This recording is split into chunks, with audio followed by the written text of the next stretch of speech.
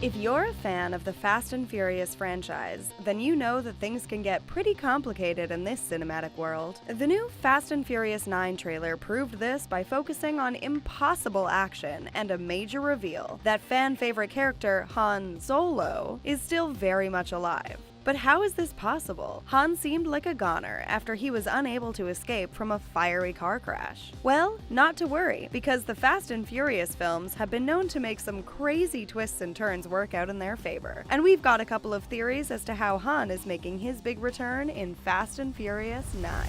The Fast and Furious franchise is no stranger to ridiculous stunts, impossible action, crazy storylines, and every once in a while, a character that defies the odds and returns from beyond the grave. This seems to be the case with the upcoming film in the franchise, Fast and Furious 9. The trailer is packed full of action and leaves many questions yet to be answered. But the most shocking moment and the biggest mystery that has yet to be revealed is how Han Lu is back. Near the end of the trailer, Han walks in on Dom and the crew like he hasn't even been injured, eager to team up again for the team's next daring adventure. But how is Han still alive? We last saw him trapped in a vehicle just before it exploded. And then Dom and the family spent an emotional period of time mourning his loss at the end of Fast and the Furious 7. So, what gives? Well, Han Lu is no stranger to untimely demise. The character, played by actor Sung Kang, originally met his end in the franchise's third movie, The Fast and the Furious Tokyo Drift. In the film, he gets into a brutal car crash that ends with his vehicle exploding in a ball of flames. But Han proved to be too popular among fans to be removed from the series that quickly. Thanks to some timeline shifting, he returned in future installments. This worked, because the next 3 films, Fast and Furious, Fast 5, and Fast and Furious 6, were actually prequels to Tokyo Drift, taking place between the events of the second and third film. The circumstances of Han's demise seemed pretty definitive at the time. During a car chase, his car was T-boned and flipped. Sean ran over to help, only to see Han trapped in his seat for a moment before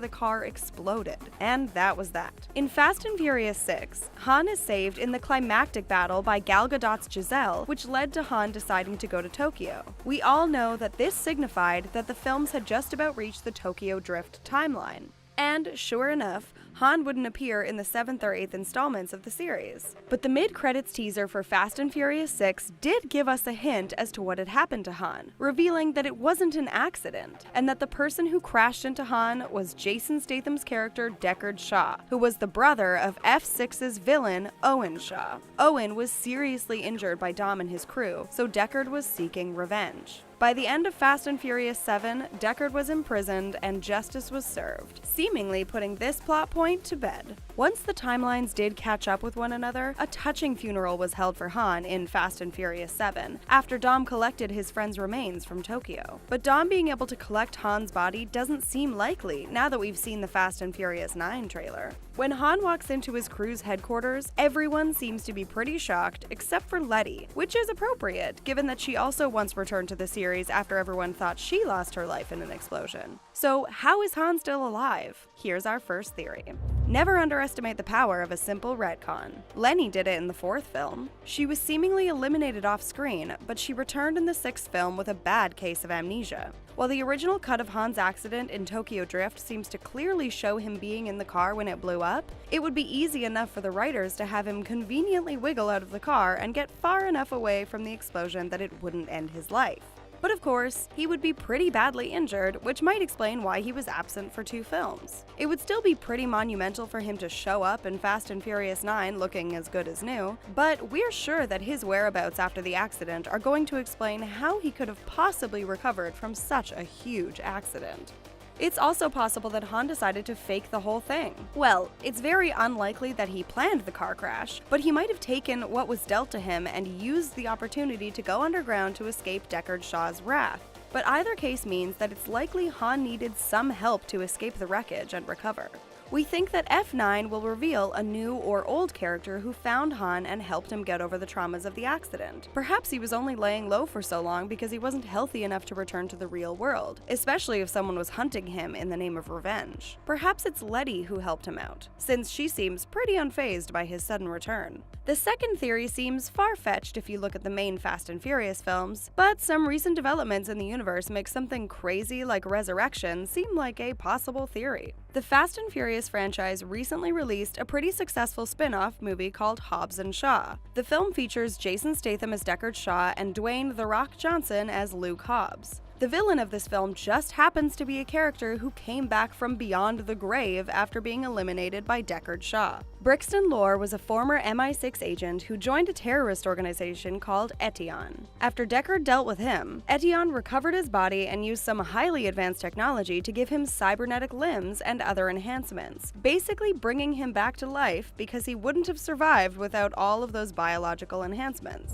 This opens up a whole new world of possibilities for the Fast and Furious franchise, including the possibility that Etion might have brought Han back. This could explain why Dom was able to collect his remains. Perhaps there were pieces left to collect, if only some of his body was saved to create the new cybernetic version. Etion could be directly involved with Han's resurrection because they might want him to help them get revenge on Shaw. They did bring back one of his victims before, so we wouldn't put it past them to try to do it again. Even if Etion is not directly involved in Fast and Furious 9, we now know that this type of technology exists in the Fast and Furious universe, and it's entirely possible that another group with similar advancements may have wanted to keep Han around for some reason. Han appears to be pretty normal in his brief appearance in the trailer, but we wouldn't put it past the Fast franchise to mainstream some of these technological possibilities so that they can be used in different places throughout the future films. Though Fast and Furious fans have been demanding justice for Han since his original demise in Tokyo Drift, and are presumably pretty happy about his return, the whole thing still needs to be handled well and in a way that makes sense, at least in the Fast and Furious world. The loss of Han carried a huge amount of emotional weight for Dom and the rest of the crew, so his resurrection deserves a lot of special attention by the writers, director, and the studio. Han shouldn't come back if all the progress that the story has made because of him is completely erased. Another worry that fans have is that Deckard Shaw is portrayed as a kind of anti-hero in Hobbs & Shaw. How can the franchise reconcile the huge rift between the Fast and Furious crew and Shaw after he was responsible for the loss of one of their friends? This was a question before Han's reappearance and is still valid now, given that Han might want to exact some revenge of his own on Shaw. No matter where Han has been for the past few films, it's safe to say that his world has been completely changed by Deckard Shaw's actions.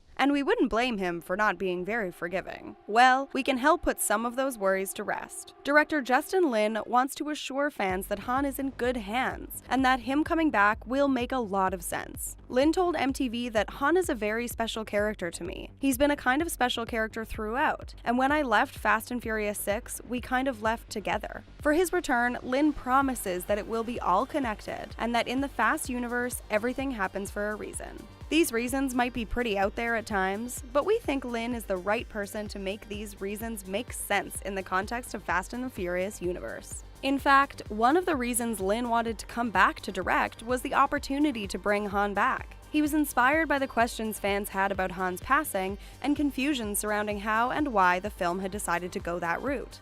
The Justice for Han hashtag has inspired Lin just as much as the fans, with Lin saying that it really kind of got in my head and inspired me that if we're gonna continue, we should have justice for Han. Plus, it makes total sense that Lin would be the one to bring Han back. This whole justice thing seems to be a pretty big focus for the new film. The final tagline at the end of the trailer reads, "Justice is coming." Does this mean that Han will be getting justice against Deckard Shaw? Or is it just a nice nod to fans of the character who have been patiently waiting for him to make a triumphant return? While casual fans may not be so sure what kind of justice we can expect, fans who followed the Justice for Han debacle are probably excited at the idea of Han playing a major role in the upcoming film. The film will be released in May 2020, so we've still got a few months to think on it. And I'm sure a few more surprising trailers to come that will reveal even more of what we can look forward to. But for now, we're just excited that Han Solo is going to finally get that justice that he deserves, and that we're going to get to see him on the big screen at least one more time. So, do you agree with any of our fan theories? How are you hoping the film explains Han's return? Let us know in the comments. Thanks for watching, and be sure to like and subscribe for more.